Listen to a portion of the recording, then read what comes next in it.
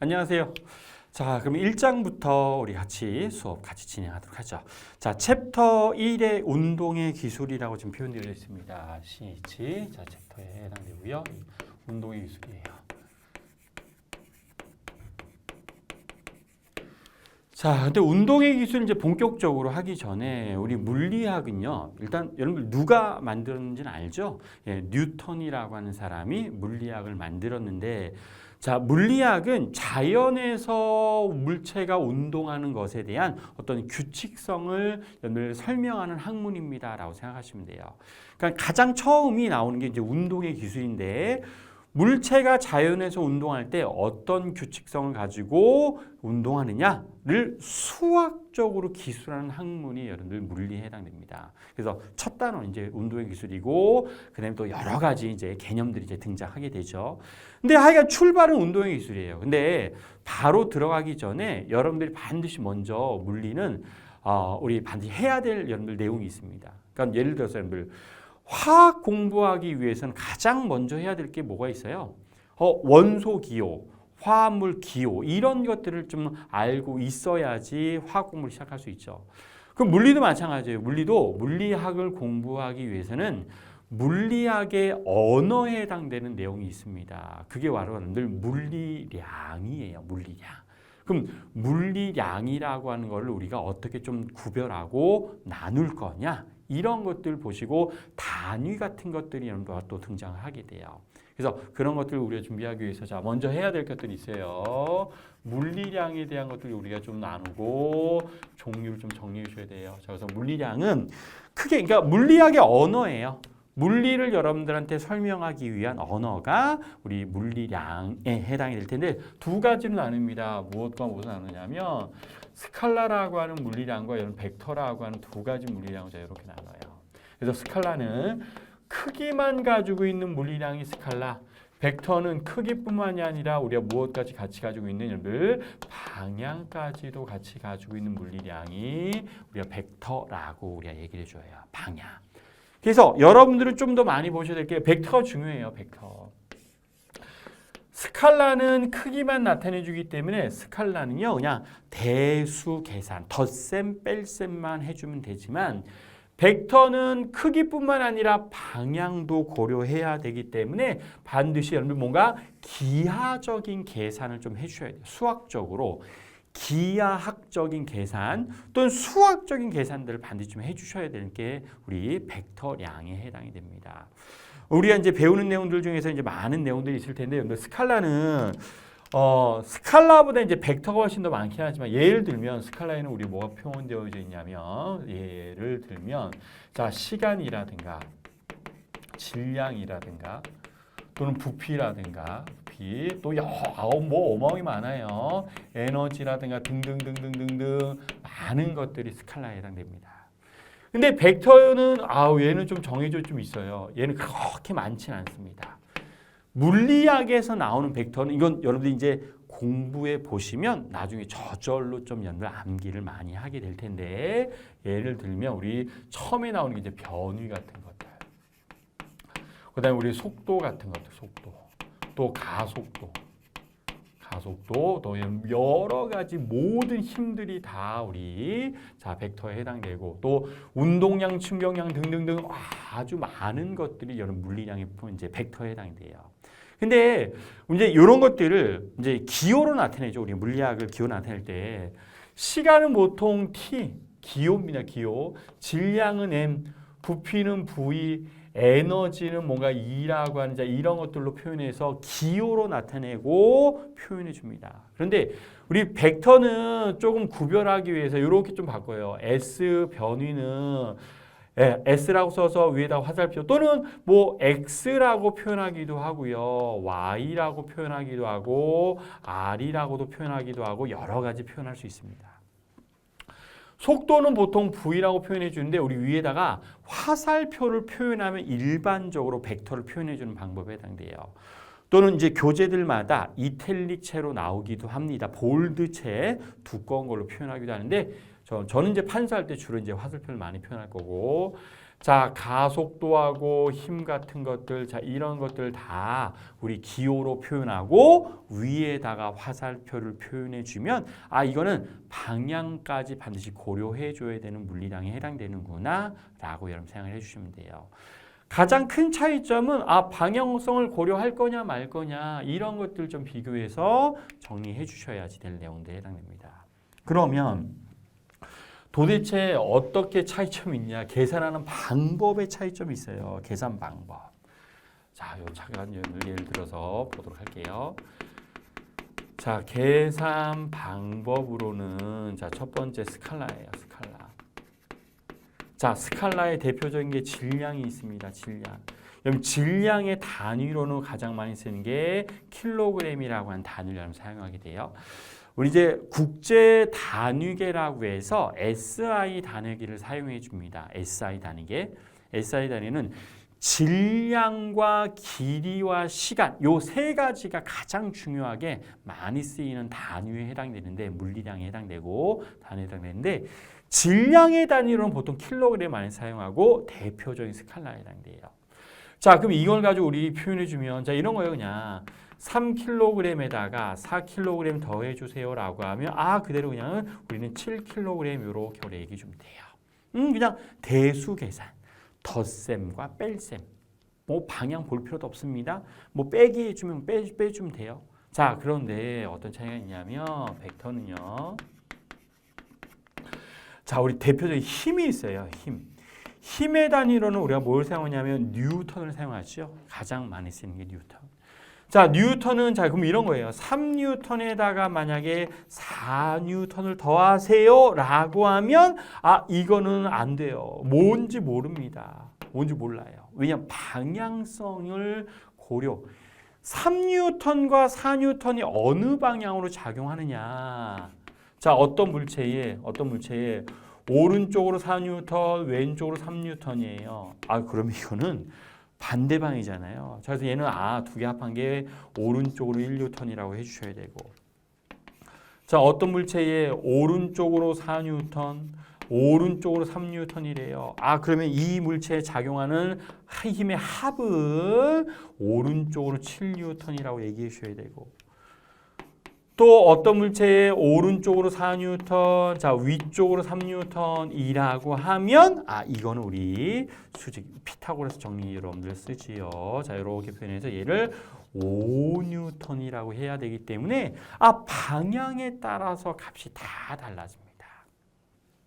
그래서 이렇게 뭐 계산할 때는 주의하셔야 되냐면 벡터 계산할 때는 주의하셔야 돼요. 벡터 계산.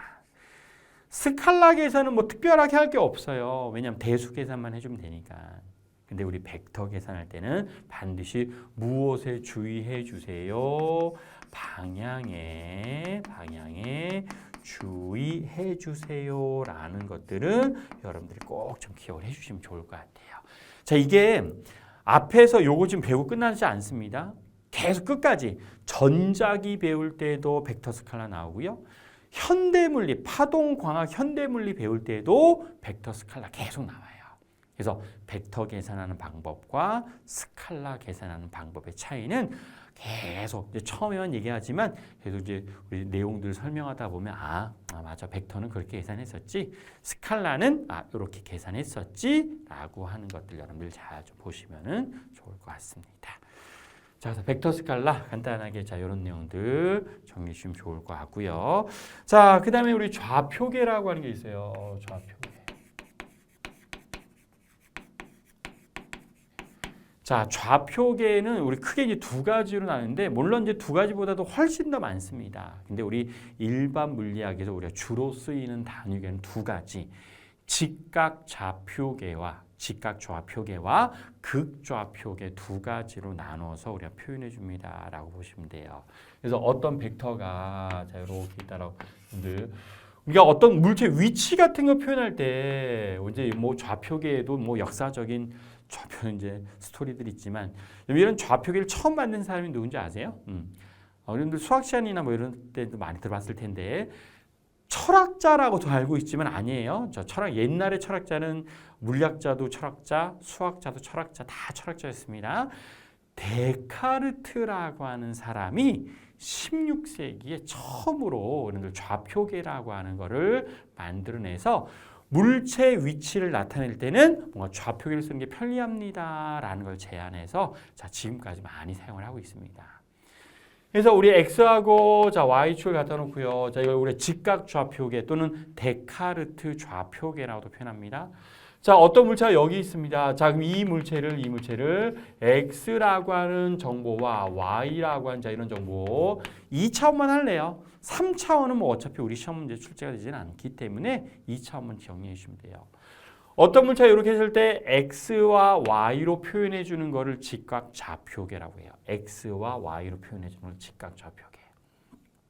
근데 여기를 원점으로 잡고요. 원점에서부터 여기까지 거리가 있을 거잖아요. 내가 얘를 r이라고 잡고요. 그 다음에 여기를 세타라고 이렇게 잡으면 r과 세타, 자 x와 y로 표현해 주는 거를 직각 좌표계.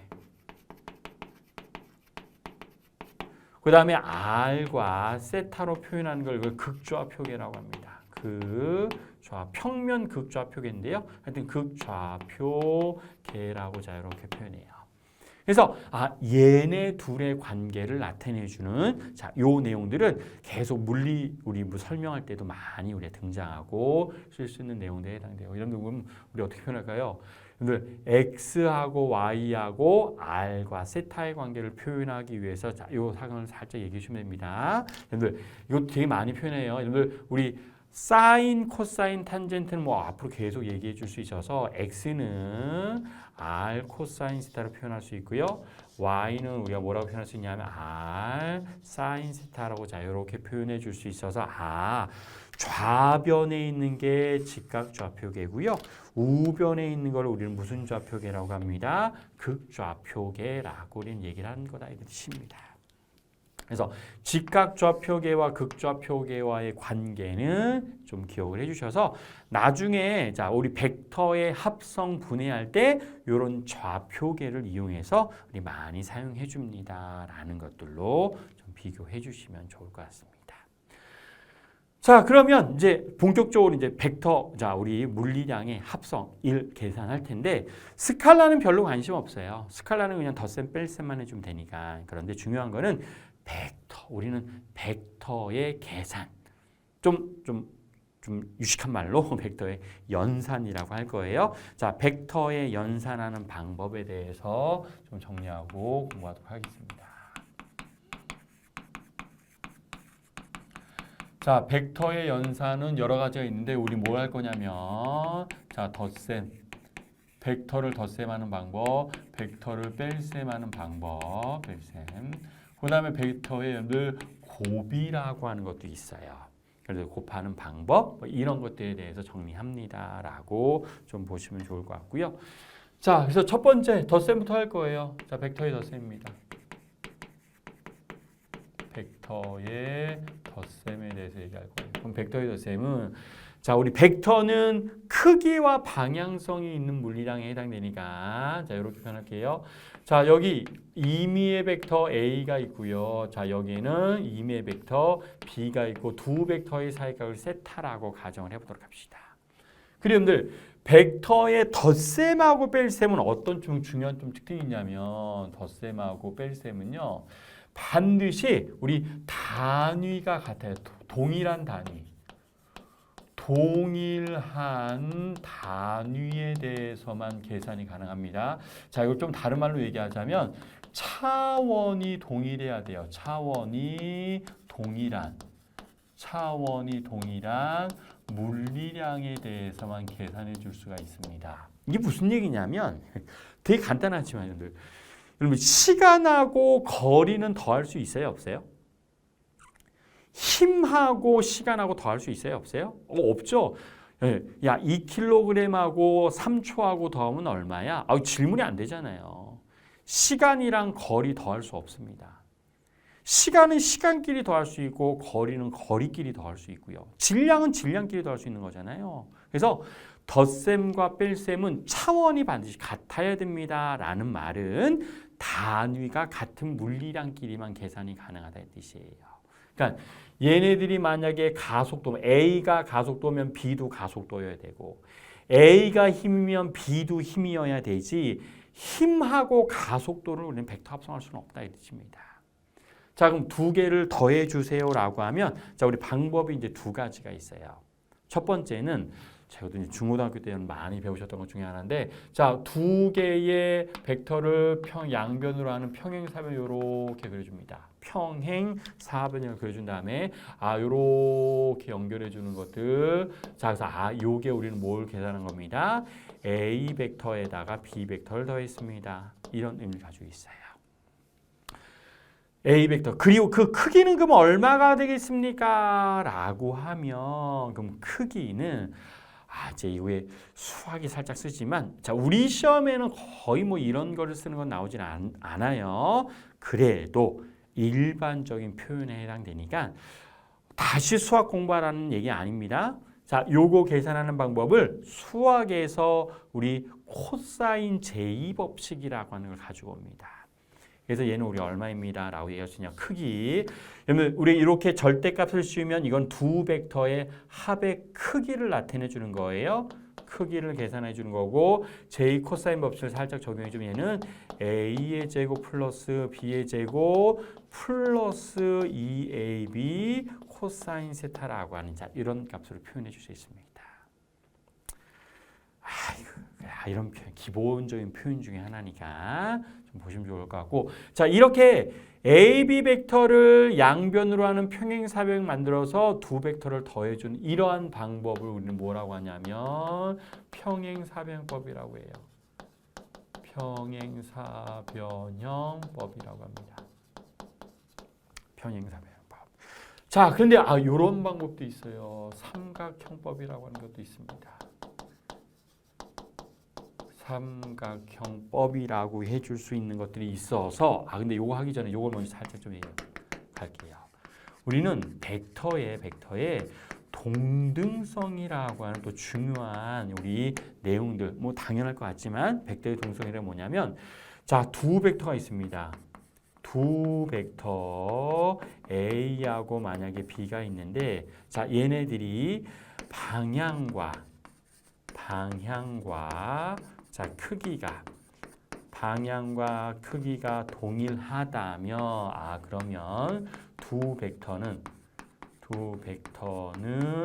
동일합니다라고 우리는 얘기해 줄 거예요. 방향과 크기가 같으면 두 벡터는 동일한 벡터입니다. 그래서 우리는 뭐가 가능하다라는 얘기, 이게 중요한 건데 그래서 모든 벡터들은 평행 이동이 가능합니다라고 하는 자, 요 내용을 좀 기억하셔야 돼요. 평행 이동이 가능합니다. 이게 무슨 얘기냐면 자, A 벡터가 여기 이렇게 있었어요. A 벡터. 자, 밑에 여기 B 벡터가 있었거든요. 근데 여기 B 벡터를 내가 평행 이동시킵니다. 이렇게 평행 이동시켜요. 자, 밑에 있는 벡터 쭉 평행 이동시키면 그리고 A 벡터랑 연결을 이렇게 하잖아요. A 벡터랑 연결할 수 B 벡터를 평행 이동시켜서 이렇게 A 벡터하고 B 벡터를 연결을 시켜줄 수가 있다 이런 뜻입니다. 평행 이동이 가능합니다라는 거예요. A 벡터를 평행 이동해도 되고 B 벡터를 평행 이동해도 되고 그럼 이렇게 이동한 다음에 A 벡터가 끝나는 점에 B 벡터를 연결해서 표현해 주면 이때 모든 벡터들은 시작점에서부터 끝점까지 연결해 주면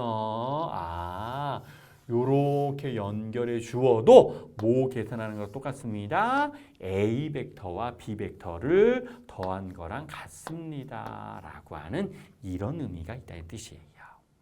그래서 A, B 벡터를 더하는 방법 덧셈입니다. 평행사변형법도 있고 삼각형법도 있습니다 라고 하는 내용들 일단 기억을 해주셔야 돼요.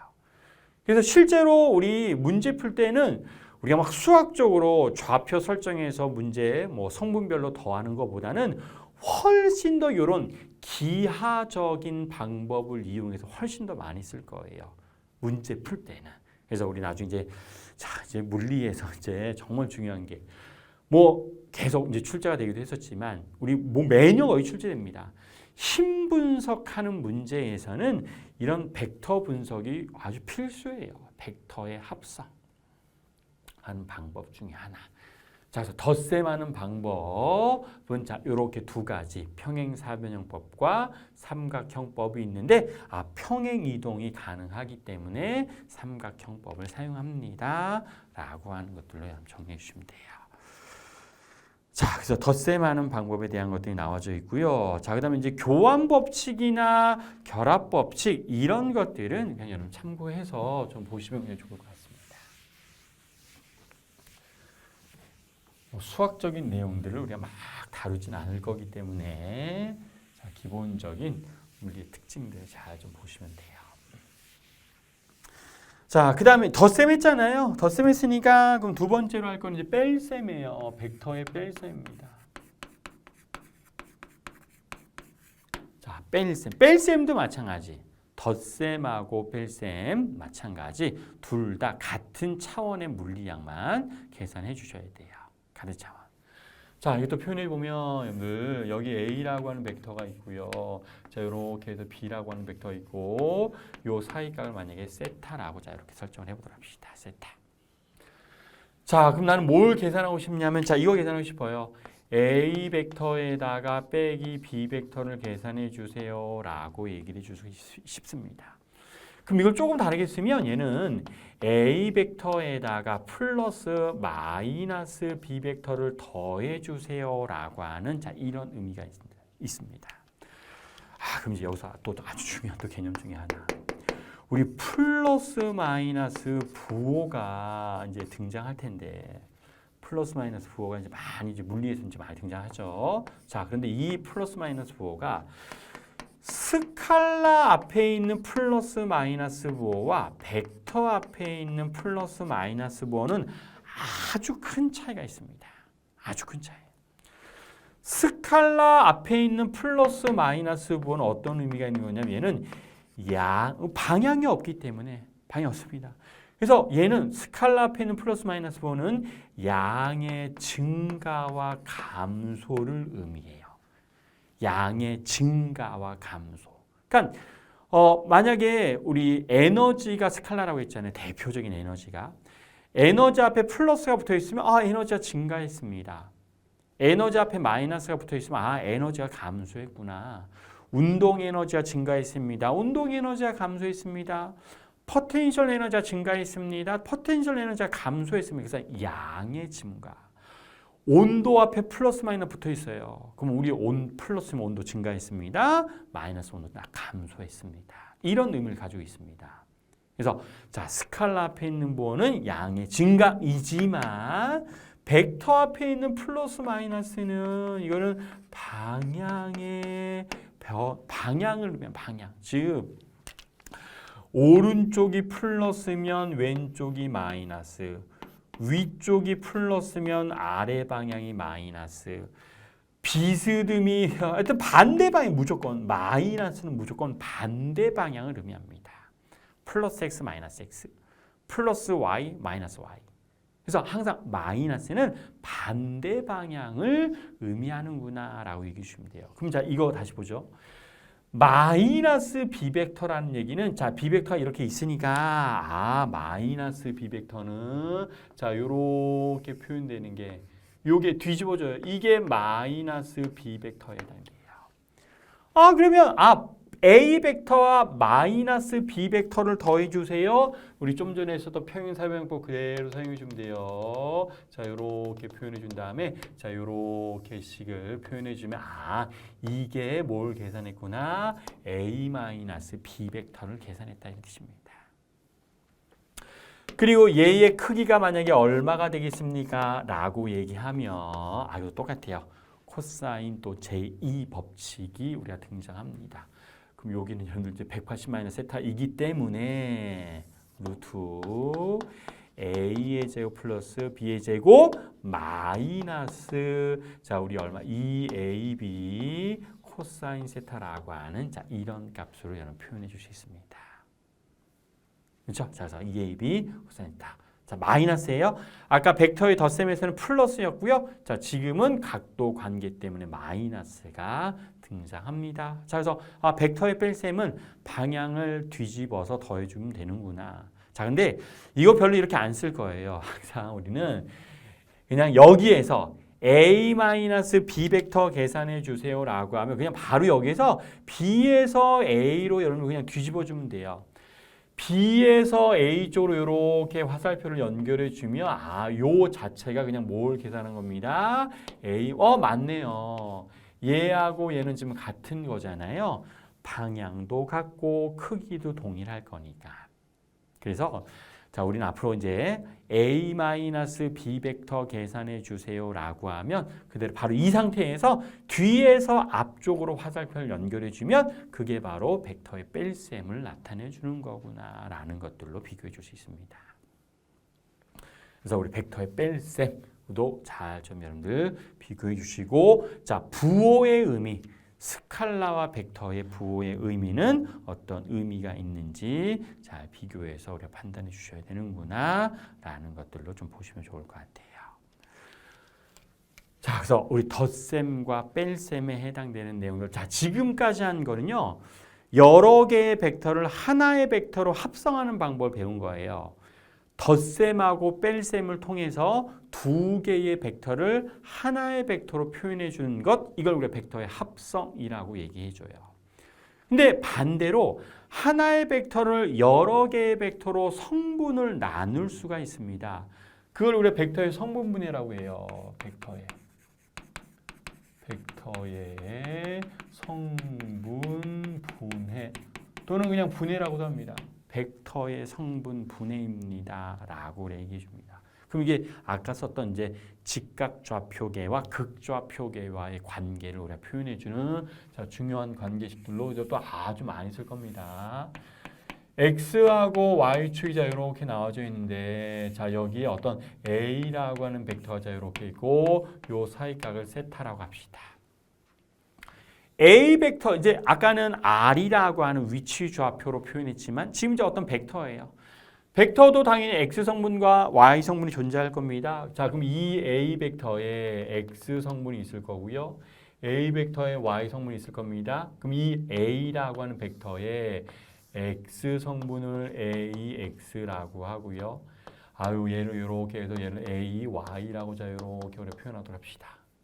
표준 빼고 성분만 얘기한 거니까 AX, AY 자 이렇게 표현해 볼게요. 자, 그러면 우리 아까 했던 대로 AX라고 하는 벡터는 우리 얼마에 해당됩니다. A 벡터의 크기에다가 뭘 곱해주면 되냐면 늘 코사인 세타를 곱해준 값. 이게 A 벡터의 X 성분.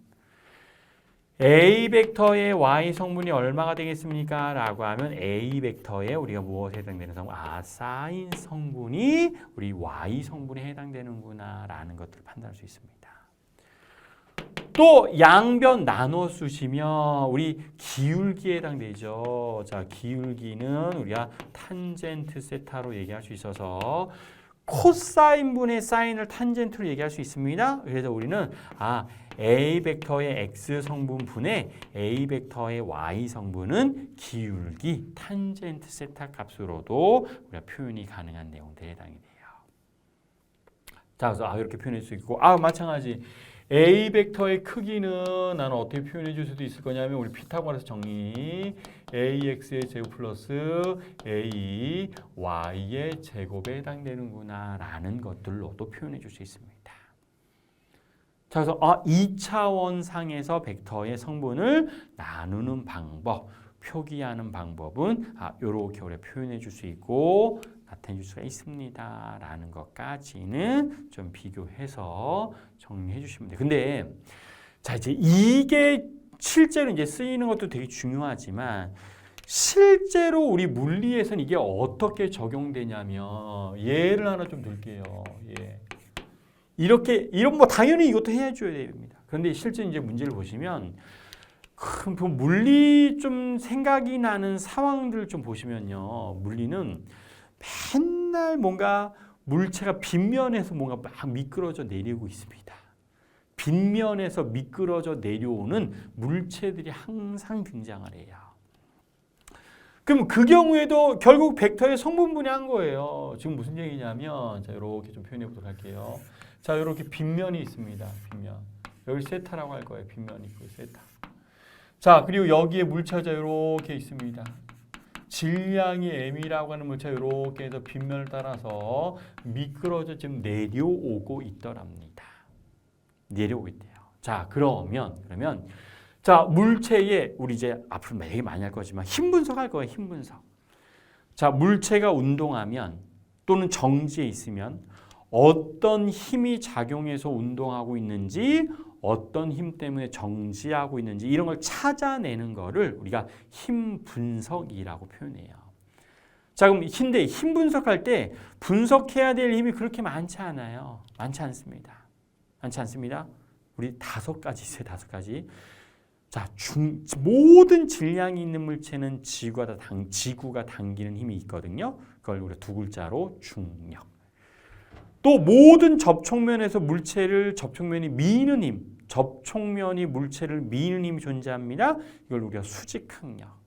거칠면 마찰력 존재하고 실이나 줄 등장하면 장력 등장하고요. 또 용수철 등장하면 우리 탄성력 이런 것들이 등장하게 돼요. 또 어떤 물체 이제 물 속에 들어가 있으면 이제 부력도 등장하고 이제 전자기로 넘어가면 전기력, 자기력 이런 것들도 존재합니다. 자, 그럼 일단 질량이 있어요. 그럼 이것도 많이 해봤겠지만 중력이 당연히 작용하고 있어야죠. 자, 물체에 우리 작용 좀 표현해주고 아래로 나타내주는 게 mg가 있고요. mg. 또 빗면이 물체를 떠받치는 힘이 있습니다. 접촉면이 물체를 수직으로 미는 힘을 4글자로 뭐라고 하냐면 그걸 수직항력이라고 해요. 이거 다 여러분들 배우셔야 될 내용 중에 하나입니다. 근데 벡터의 분해, 성분 분해 관련이 있기 때문에 자 그래서 우리 수직항력은 접촉면의 수직방입니다. 수직방향으로 자 이렇게 표현해주고 n이라고 표현해요. 노멀 포스라고 해서 우리가 수직항력은 n이라는 기호로 사용합니다. mg는 당연히 중력, 무게 같은 말이에요. 자, 그럼 이런 힘들이 이 2가지만 있어요. 그럼 우리 이 x, y축, 자, 이 빗면은 자 이렇게 우리가 지금 성분을 분해한 거예요. 자, 이렇게 표현해서 자 여기가 y축에 해당되고 여기가 x축이어서 x, y축을 세타만큼 이렇게 그냥 돌렸다라고 생각하시면 돼요. 세타를.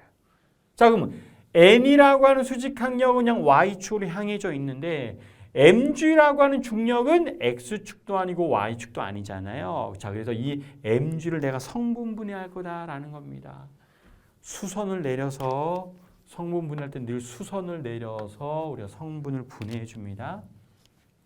자, 그럼 mg 중에서 y축 성분에 해당되는 힘, 그럼 얘가 y축 성분에 해당되는 힘에 해당될 거고요. mg 중에서 x축 성분에 해당되는 힘은 요 방향에 해당되는 성분, 요게 x축 성분에 해당되는 힘인 거죠. 근데 각도 관계를 잘 보셔서 자, 여기가 세타면 자, 우리 여기가 90도고 여기가 90-세타가 돼요. 여기가 90-세타. 그러면 여기가 뭐가 나오냐면 여기가 세타가 자 이렇게 나오게 됩니다. 세타. 그래서 요 y 성분의 힘은 mg. 이걸 할 수 있어야 된다고. 이거를 배웠으면 이거를 할 줄 알아야지 문제를 풀 수 있다고요. 성분 분해하는 것들이니까. 그래서 얘는 mg 중에서 y 성분은 mg 코사인 세타. mg 중에서 x 성분의 힘은 우리는 뭐라고 얘기할 수 있냐면 얘는 mg 사인 세타입니다. 라고 얘기를 해주셔야 돼서. 이것만 하면 안 돼요. 이거 하고 이걸 할 줄 알아야지 문제를 풀 수 있습니다. 이거 하나만 있을까요? 아니에요. 더 많이 있습니다. 일단 기본적으로 성분 분해하는 방법. 그러면 이제 이거까지가 자 벡터의 성분 분해고 그 다음에 이제 물리죠. 결국 물체가 움직이는 방향으로 작용하는 힘이 뭐가 있어요? mg 사인 세타 있죠. 그래서 우리는 mg 사인 세타가 이게 R자임이에요. 이거를 우리가 MA라고 합니다. 근데 y축 방향으로 움직이진 않잖아요. y축 방향으로 움직이지 않아서 n과 우리 mg 코사인 세타는 같은 거예요. n과 mg 코사인 세타가 같아서 움직이지 않아요. 그러니까 이런 것들을 알아내기 위해서, 이런 내용들을 알아내기 위해서 기본적인 성분 분해를 여러분 해줄 수 있어야 됩니다. 라고 하는 것들을 잘 여러분 기억해 주셔야 돼요. 자, 그래서 성분 분해하는 것까지 잘 좀 비교해서 표현해 주셔야지 될 내용들이 해당됩니다.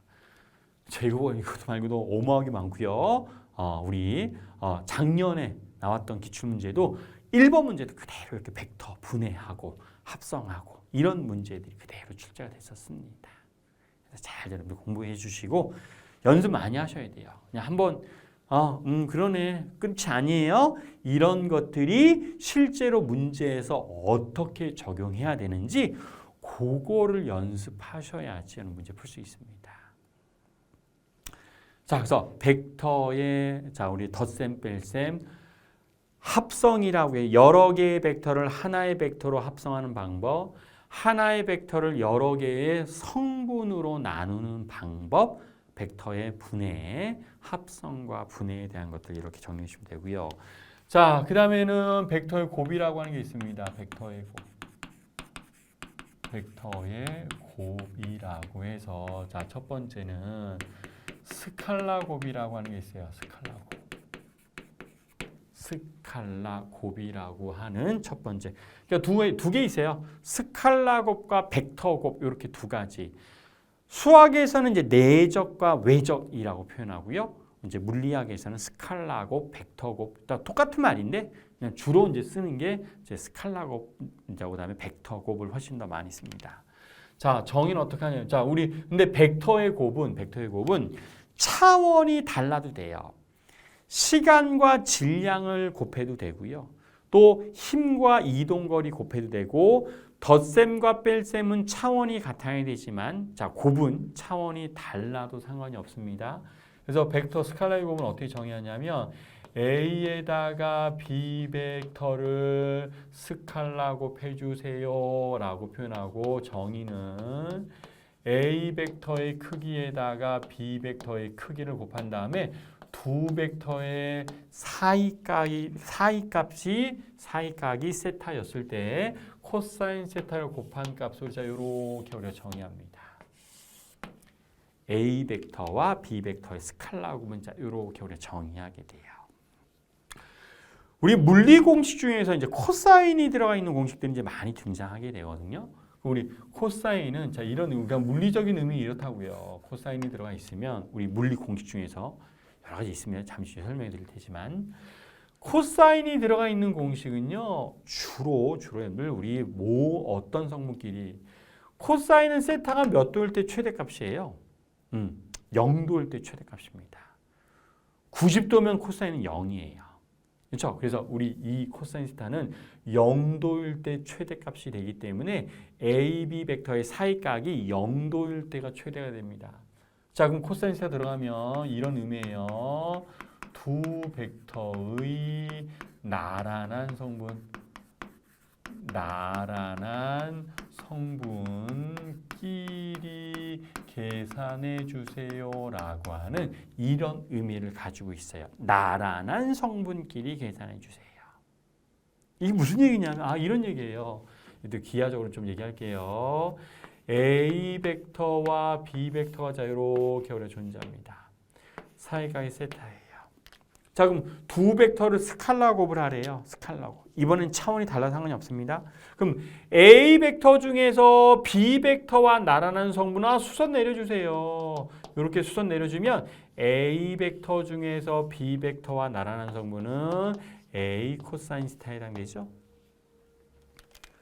자, B 벡터 중에서 A 벡터와 나란한 성분은 어떻게 되겠습니까? 라고 하면 이것도 수선 내려주면 됩니다. 자, 그럼 이렇게 표현할 수 있는데 그럼 얘가 뭐에 해당돼요? B 코사인 세타 이렇게 우리가 얘기할 수 있습니다. A 벡터의 B 코사인 세타를 곱해도 되고요. B 벡터의 A 코사인 세타를 곱해도 그거는 우리 스칼라 곱을 한 겁니다. 아무거나 성분을 자, 나눠도 상관없어요. 똑같은 값이 나오게 돼요. 그래서 이렇게 두 벡터의 나란한 성분끼리 계산해 주세요라고 하는 의미로 자, 벡터의 스칼라 곱이라고 우리가 얘기를 하고요.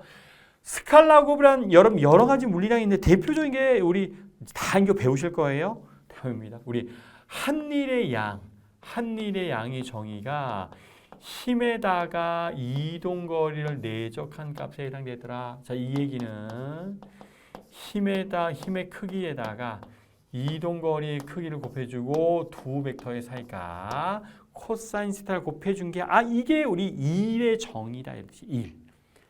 한일의 양입니다. 단위. 얘는 줄이라고 하는 단위 써요.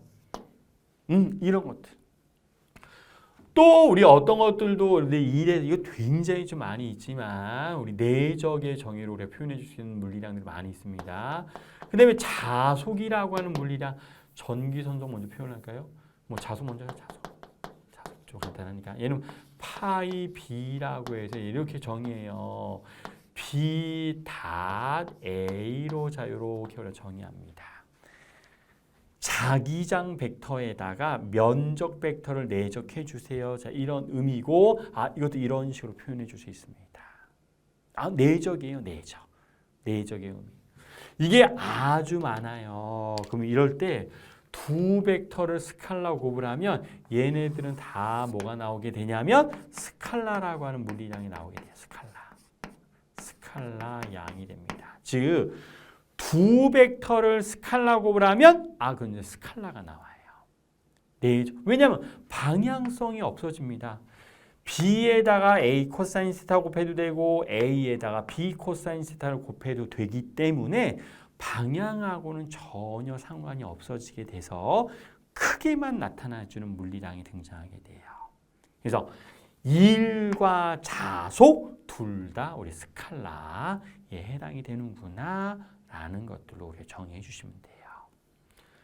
자, 스칼라 곱은 우리가 이렇게 표현되고 나타내 줄 수가 있습니다.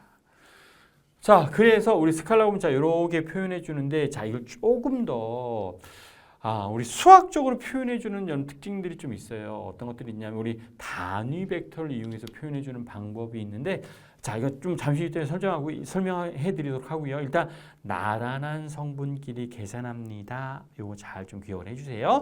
스칼라 곱은 나란한 성분끼리.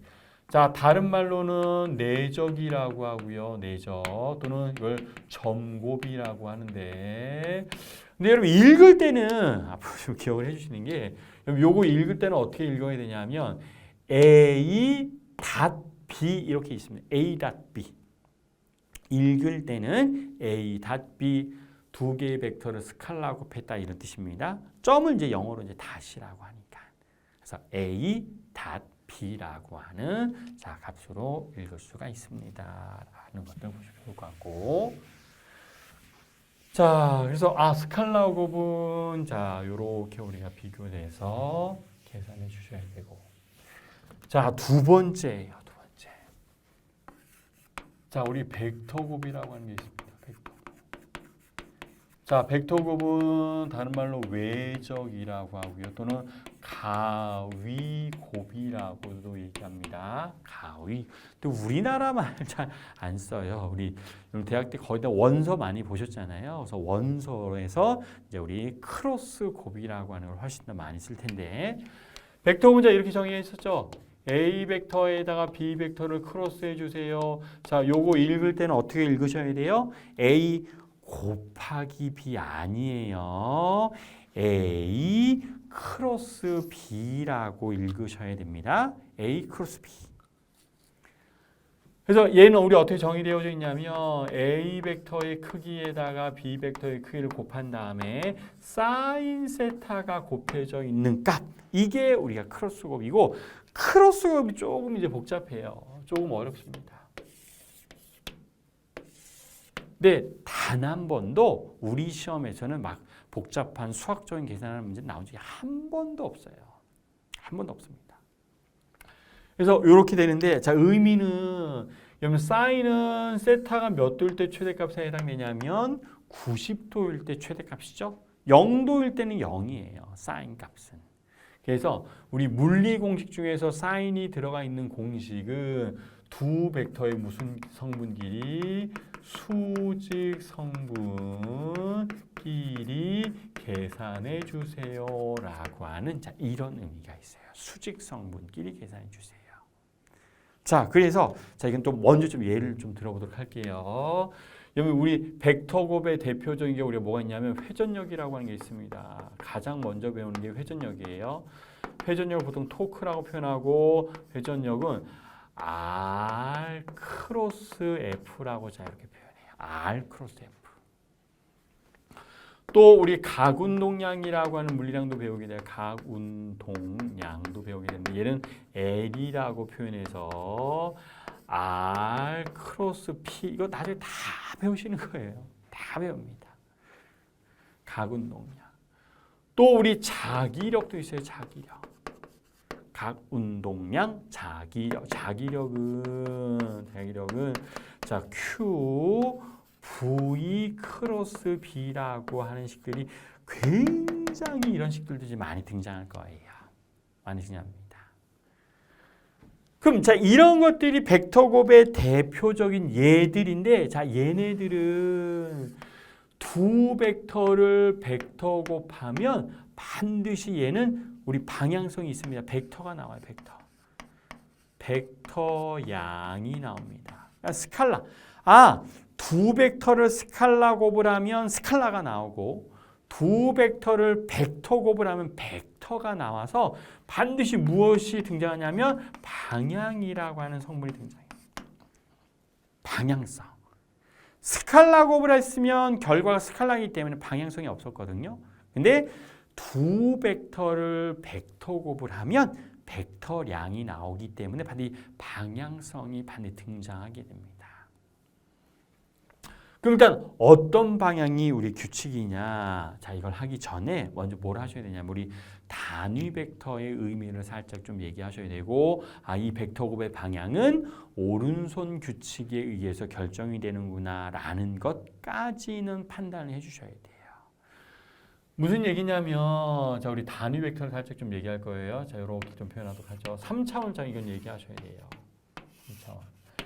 자 X축 여기가 Y축 자 여기 Z축이 자 있다라고 가정해 보도록 하죠. 그러면 우리 자 이렇게 표현해 주는데 각각의 방향별로 X 햇 Y 햇 그다음에 우리 Z 햇 또는 이게 교재에 따라서 자 x 햇을 우리는 I 햇 그다음에 우리 y 햇을 J 햇 Z 햇을 우리가 K 햇이라고도 표현하기도 합니다. IJK로 표현하기도 하고 XYZ로 표현하기도 하는데 자 이런 것들을 우리는 뭐라고 하냐면 이런 것들을 단위 벡터라고 해요. 단위 벡터라고 해서 자 크기는 1이고요. 자, 크기는 1이에요. 크기는 1이고 무엇을 알려주는 벡터인 거냐면 방향을 알려주는 벡터에 해당돼요. 방향을 알려주는 벡터. 이게 무슨 얘기냐면 여러분 어떤 A라고 하는 벡터가 여러분 이렇게 존재하더랍니다. 근데 이 A 벡터의 우리 성분을 표현해 보니까 얘는 이렇게 되더래요.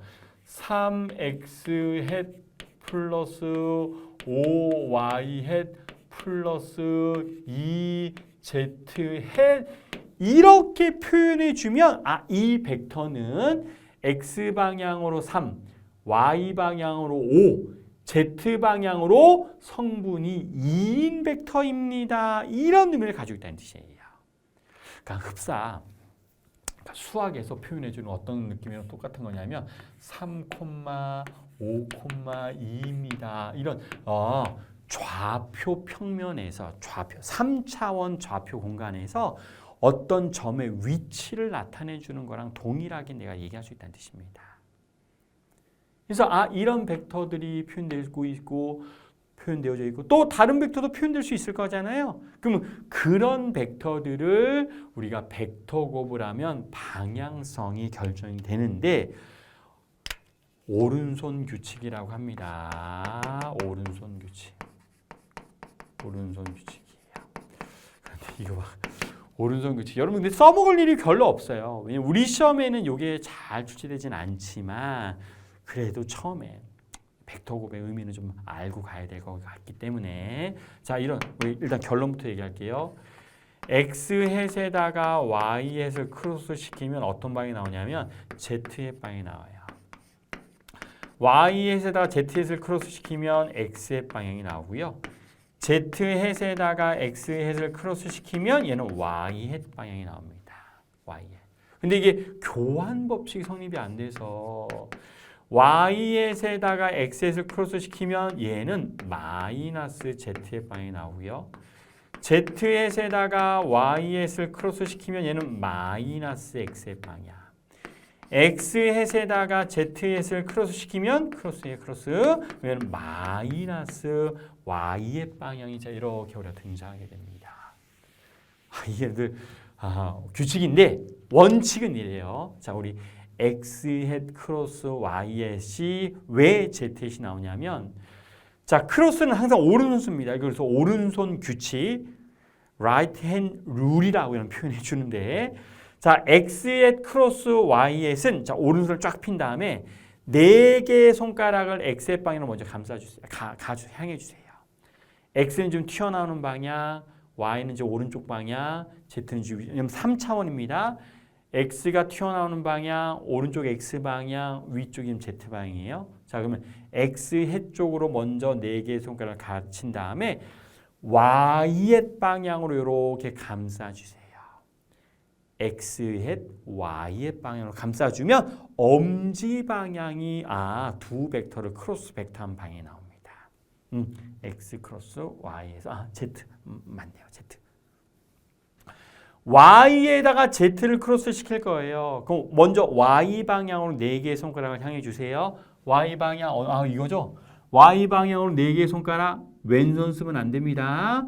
오른손 써야 돼요. 그 다음에 Z방향으로 감싸주세요. Z방향. 감싸주니까 엄지가 튀어나오는 방향이잖아요. 그렇죠? 그래서 X방향이 나오게 되고 또 마찬가지 Z햇에다가 X햇을 크로스 시킨대요. 자, Z햇 방향을 먼저 향해 주시고 X햇 방향은 튀어나오는 방향이니까 이렇게 감싸주니까 오른손 엄지가 오른쪽 Y축 방향이 결정이 되는구나 라는 것들을 우리 판단할 수 있습니다.